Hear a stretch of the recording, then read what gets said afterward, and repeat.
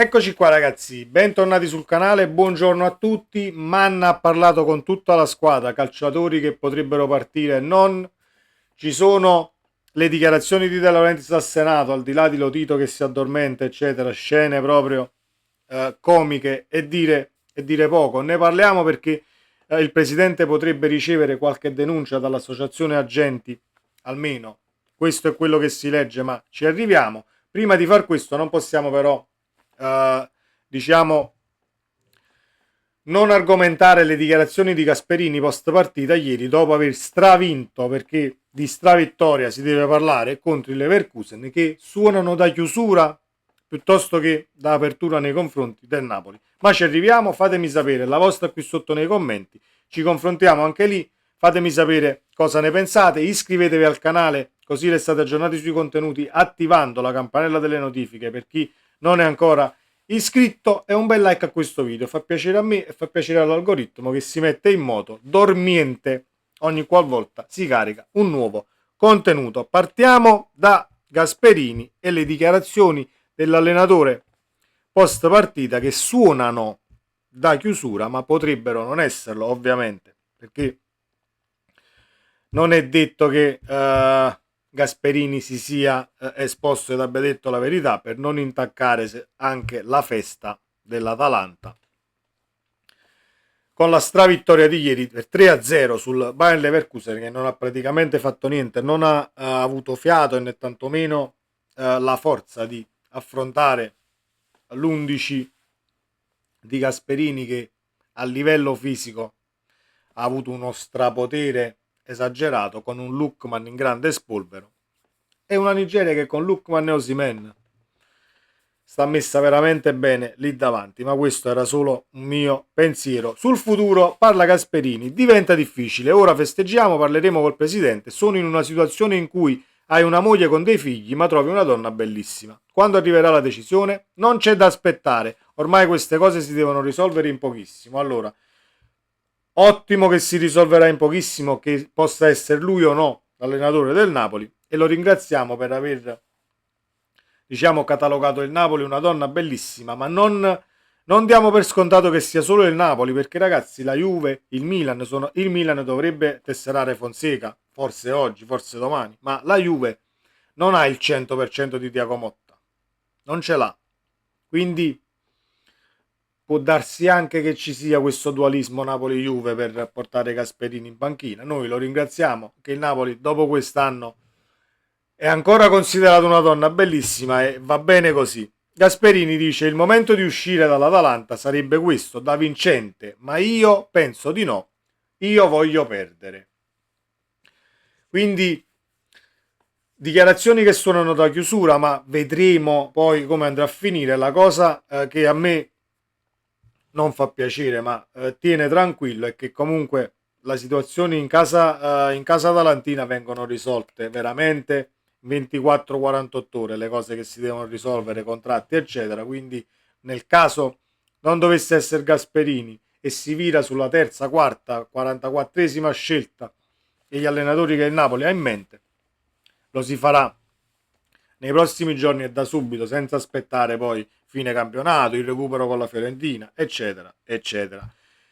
Il presidente De Laurentiis al Senato, ovviamente non solo lui, con altri esponenti del calcio italiano, per cercare di trovare la quadra a livello organizzativo e a livello di sanzioni per questo calcio italiano che vede tanti indebitati che possono far mercato e tante altre società che cercano di tenere i conti a posto per poter comunque rispettare i parametri del campionato italiano, vedi l'Atalanta, vedi il Napoli, vedi la stessa Lazio, che comunque cercano, non possono andare oltre, altrimenti vengono sanzionate, e quindi regolamentare determinate situazioni. Ecco di cosa si è parlato. E De Laurentiis, diciamo che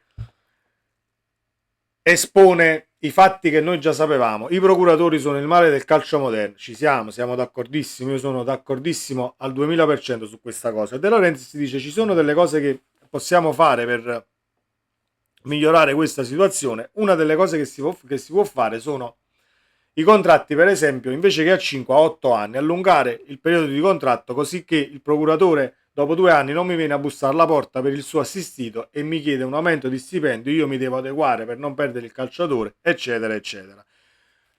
Potrebbe essere una delle tante soluzioni, ma il conto se l'è fatto, ve lo siete fatti, io me lo sono fatto, io mi sono fatto un conto ben preciso. Mettiamo che tesseriamo Quara quest'anno a 8 anni a 1,5 milioni, sono 12 milioni al netto, che possono essere tra i 20 e i 24 all'ordo. Vanno a finire comunque in bilancio, quindi dovresti, se tu vuoi tesserare 3, 4, 5, 6 calciatori del genere con questo tipo di contratto, bisogna anche regolamentare un attimo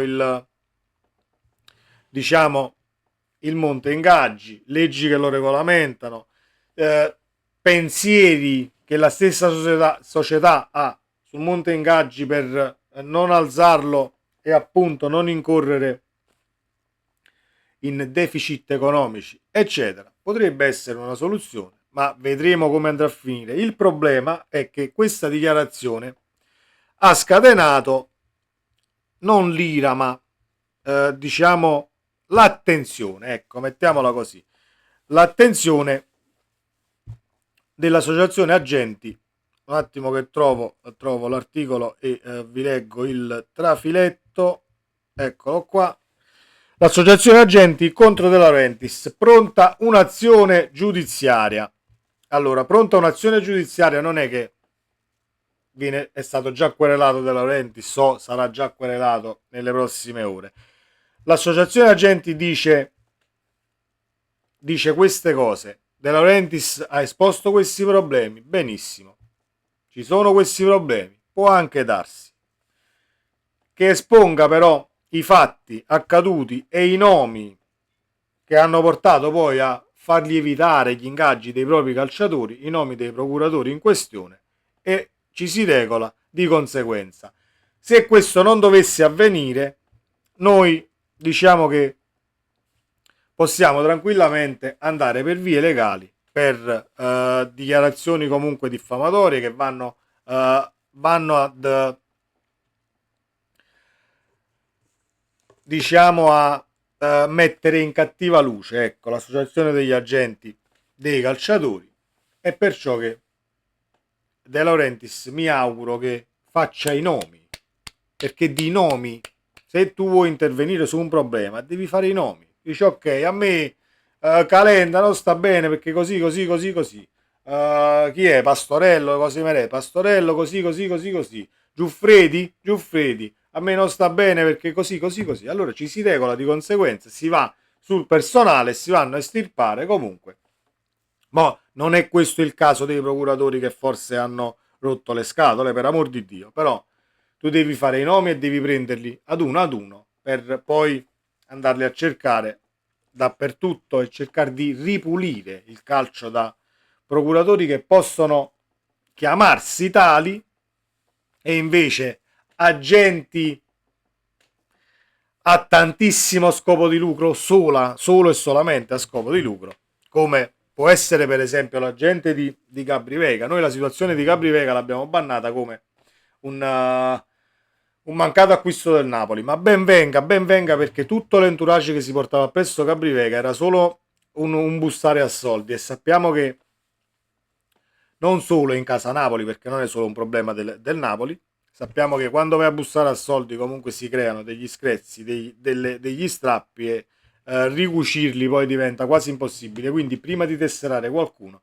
bisogna sempre andare a vedere tutto l'entourage, analizzarlo a 360 gradi, dici ok, questo a livello di etica morale e professionale va bene, perfetto, trattiamo con il calciatore.